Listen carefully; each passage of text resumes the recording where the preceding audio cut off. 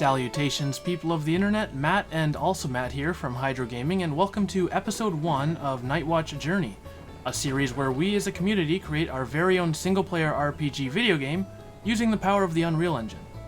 In today's episode, we'll be talking more about the story of Knightwatch, as well as how the World of Vesia came to be. And before we begin, episode 21 is in the works. We've just been a little busy as of late. With what, I hear you ask? Well, episode 21 was actually just about ready to film. It was actually a fairly easy episode because all we were doing was finishing up our swimming mechanics and fixing some bugs. But being the crazy people that we are, we decided that we wanted to do a little bit more. And it might have to do with a complete rework of our locomotion system. The old one could feel a little clunky at times, and I think you'll be happy with the changes we've made. If you hop on over to episode 15 in the series, you'll have a better idea of the changes I'm talking about. And a quick side note, if you're confused about why I just said episode 21 when this is only episode 1, we're re-recording the first 12 episodes of the Knightwatch game development series to better capture the feel we want for the game. The old videos had a little too much immature humor that really pulled away from the actual content of the videos. We hope you like the new format, and if you have any other suggestions for these devlogs, feel free to comment below. In addition, also Matt, my trusty channel partner, will be taking a more involved role in the Knightwatch series, as well in addition to his mainstay in the Let's Play series with Oblivion to help me out a bit. Anyways, enough talk, let's get to the episode.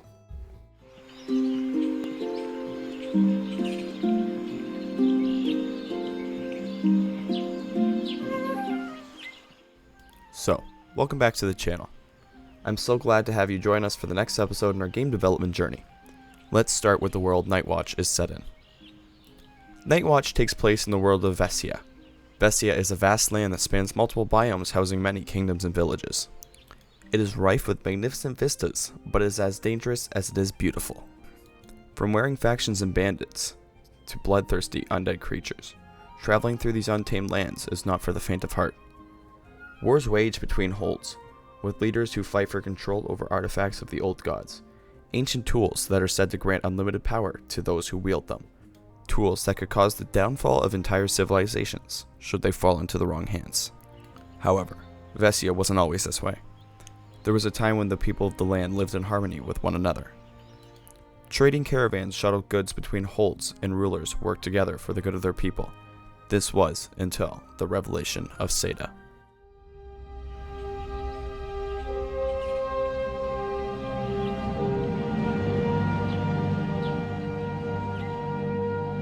Seda is one of Vesia's many holds and is located in the western reaches.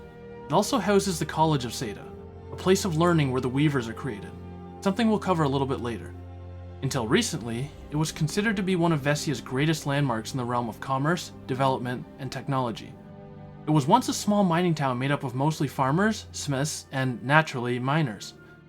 The people of Seda were tradesmen, without the blood of royalty running through their veins. In fact, at this point, it wasn't even its own hold. Rather, it was part of Brevel Hold, a hold ruled by Lucius Vel IV of the Vel family, following the fall of the Brachus dynasty, which is a story for another time. The name Brevel is a merging of the family names Brachus and Vel. So how did Seda become its own hold, as well as a landmark of advancement?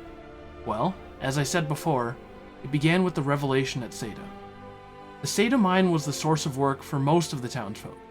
Its main outputs were iron, which were used to craft weapons and armor for the Brevel armies. In return, guards would be stationed in the town to protect its citizens from raiders and bandits. This system stood in place for years to benefit both parties. Brevel would have a limitless reserve of supplies for its vast military force, and Seda would be protected by the same military that it was building. In fact, a lot of the military was made up of the men from Seda who preferred to wield a blade over a pickaxe. However, this relationship would come to a bloody end when miners would unearth ancient technology from a lost time that seemed almost alien in nature. Being a tight-knit community, the miners felt more loyalty to their own leadership rather than the Brevelan monarchy. In secret, they would reveal what they found to Albus Kryn, the magistrate of Seda. Quick side note, while each hold is ruled over by a lord, towns and villages that fall within that hold are governed by a magistrate who reports directly to their lord. The miners brought Magistrate Kryn into a large chamber that they had dug into. The room appeared to be a storage chamber of some sort, similar to the warehouses the farmers would use for storing animal feed.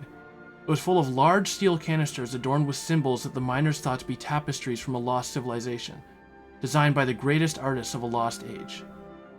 The miners referred to what they found as a gift from the old gods. Ancient texts in the libraries of the Sedan College depict the old gods, as well as these tapestries, in great detail. Here's just one of the many tapestries that was discovered on the ancient canisters. The canisters were collected by the miners and brought back to the magistrate's longhouse. They organized the canisters into 3 sections based on the symbols affixed to them. The smallest of the 3 groups carried this symbol.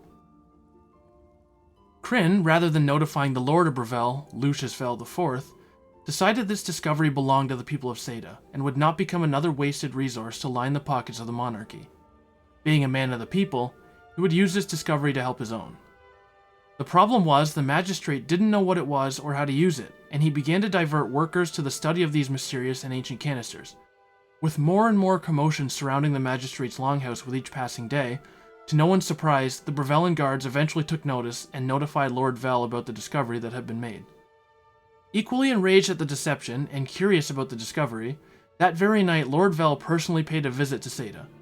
At the town gates, the guards blew their horns to signal the arrival of Lord Vel's caravan, and he was brought to the magistrate's longhouse. Upon seeing the discovery for himself, he threatened to strip the magistrate of his title and appoint one of his own command to lead the town. Fearing for the treatment of his people, Magistrate Kryn offered a deal to Vel. He would gift 2 of the 3 groups of canisters to Brevel, and only keep 1 group for study in order to help his own people. Lord Vel agreed on the condition that he would choose which groups they would take. Driven by greed, Vel inspected the symbols carefully to ensure he got the most out of the agreement. He examined the first group, which was adorned by this symbol, a skull and crossbones, a symbol generally associated with pirates and highwaymen. He assumed this symbol marked stolen treasure and immediately chose this one as one of the groups he would take for himself. Ignoring the much smaller middle group, he moved on to the 3rd group of canisters, which carried this symbol, which Vel believed to be a coin of some sort, representative of treasure. He ordered his soldiers to take these canisters as well. Once his men had cleared out the 2 groups of canisters, leaving only the middle, Lord Vel turned and began to leave, but not before issuing a warning to Kryn and his people. He warned that he would not show them such kindness again, and any further deceit would lead to dire consequences for all who pledged their loyalty to Magistrate Kryn. Once the commotion had died down, the magistrate stumped to the floor with a look of defeat on his face. These artifacts were going to save his people, and now he was left with just a meager handful of them, and he still didn't even know what they were. In his anger, he struck one of the canisters, dumping it to the ground and puncturing it. A liquid began pouring out of it, and its sweet aroma filled the room. However, it carried with it a familiar odor, the smell of fermentation. The magistrate's heart sank even further. He believed that the great discovery his people had made was the wine storeroom of a lost civilization, nothing more than a sweet drink to enjoy with dinner, far from the saving grace of his people. Not only had he devoted valuable resources to the study of what would end up being nothing more than barrels of old wine, he angered Lord Vel and painted a target on the back of every person living in his town. In his regret, he thought the least he could do was offer his people a drink, a nice vintage from an ancient collection perhaps. That night, Kryn had his council put together a feast for the whole town. From miners and farmers to servants and housemaids, all were welcome to share in the meager bounty from the mines, and everyone got a glass of what Kryn assumed to be some sort of ancient wine. That evening, after the townsfolk returned to their homes, Kryn followed his nightly routine. He would review the logbooks from the local mine by candlelight in order to personally catalog the input and output from the mine for reporting to Lord Vel. 10 carts of coal, 5 carts of iron ore, and 60 barrels of ancient wine to the hold of Brevel. As he finished his duties, he closed his logbook and proceeded to blow out the candle for bed. Except, the candle wouldn't go out. He blew again. Nothing. This time he picked up the candle to extinguish the flame, but something was wrong. The candle wasn't lit anymore, but the room was still aglow with the light from the flame. He dropped the unlit candle as he stared dumbstruck at what laid before him. The flame of the candle remained suspended in midair. After a moment, he collected himself, deciding he must be imagining what he was seeing. He tried to touch the flame. As his hand hovered over it, he could feel its warmth, then a subtle burning. Startled, he whipped his hand away, tossing the fire to the wall behind him, nearly burning down his own longhouse. He couldn't believe what he had seen. Quickly, he grabbed 2 more candles and ran outside in his robe. He planned to do the same thing, only this time making sure to thrust his hand toward the sky rather than toward his own house. Before he could light either of the candles, he saw the same glow once again. He opened his hand, and there was the flame. He lunged his hands toward the sky, and once more a ball of fire shot from his hands toward the moon. Again and again he did this until several townspeople began to notice the flashes of light. They began to emerge from their houses as Kryn continued. A farmhand watched in awe as she pointed toward the sky to show her family. As she did, a loud crackle tore through the air as a lightning bolt shot from her fingertips. One by one, more and more townspeople began to join in. Bolts of lightning, shards of razor-sharp ice, fireballs, and blasts of water were thrown through the sky. The townsfolk dubbed their newfound abilities weaving, the act of creating something magical from nothing. A smile appeared on Kryn's face. Maybe it wasn't wine after all. Maybe we'll be okay. And thus, the first mages, or weavers, were created, or as they're known by the people of Vesia, the First of Seda. That brings the Revelation of Seda to an end, but opens the next chapter in the origins of Knightwatch, the collapse of Brevel, better known as the City of the Undead.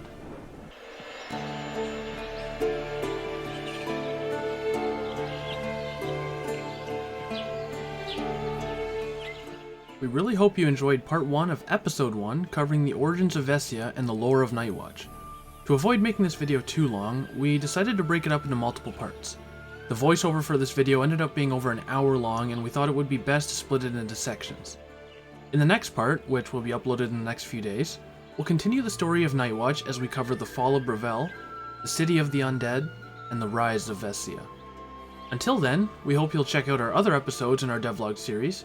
If you enjoy what you see, please consider dropping a like and ringing that notification bell to stay up to date on everything Knightwatch.